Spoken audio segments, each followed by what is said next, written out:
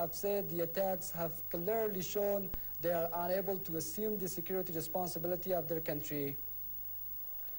Pakistan continues to keep NATO supply route blocked despite U.S. investigation blamed both NATO and Pakistani military over recent cross-border incident.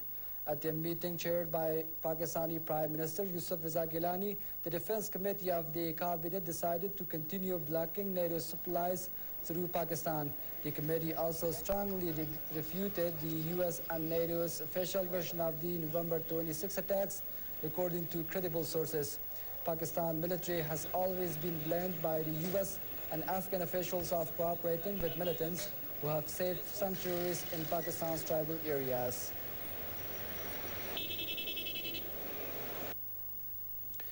Afghan police seized 70 kilograms of heroin in the country's eastern province of Nangarhar on Sunday.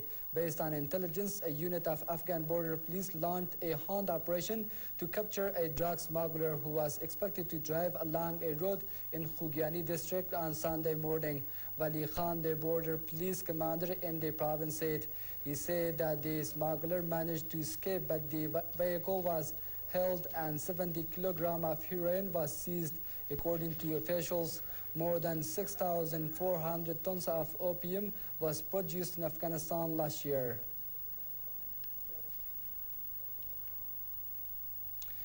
A roadside bomb killed 2 women in southern Helmand province, authorities said late Saturday.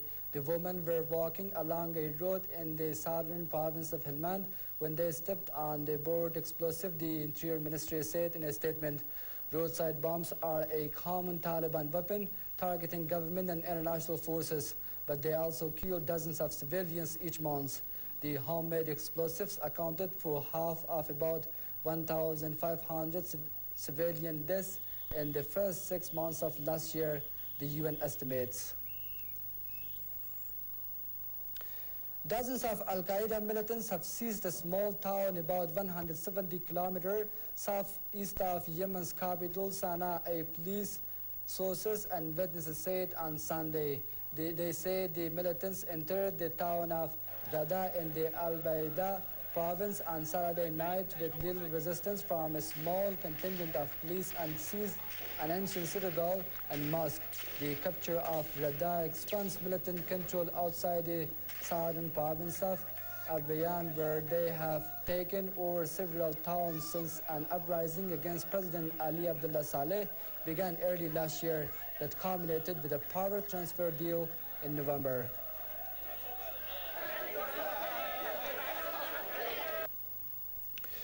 Syrian president has granted a general amnesty for all crimes committed during the 10-month uprising, state-run media reported. It would apply to army deserters who turned themselves in before the end of January, peaceful protesters, and those who handed in unlicensed weapons. The UN says more than 14,000 people are in detention. Meanwhile, UN Secretary General Ban Ki-moon has urged al-Assad to end the violence, stop killing your people.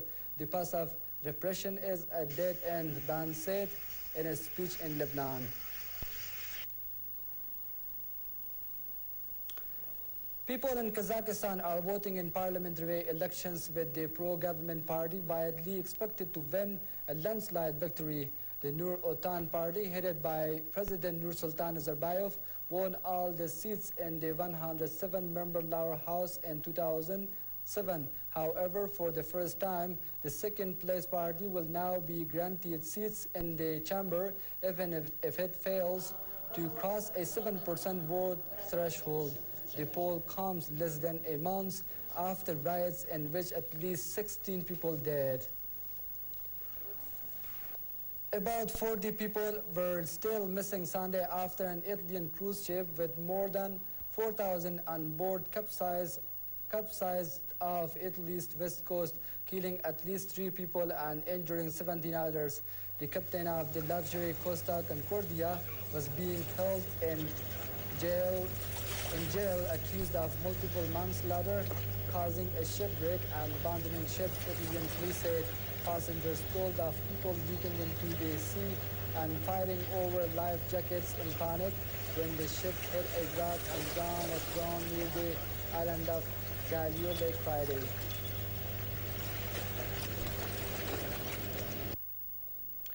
China and Saudi Arabia pledged to work together to further expand all-around exchanges and cooperation as Chinese Premier Wen Jiabao Saturday unfolded his official visit to the Middle East Kingdom.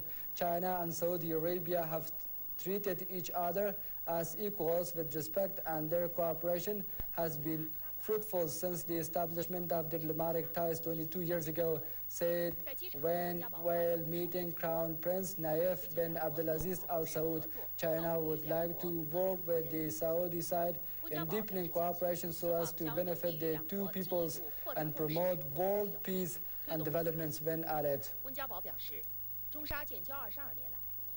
And that's all for now. Thanks for being with us.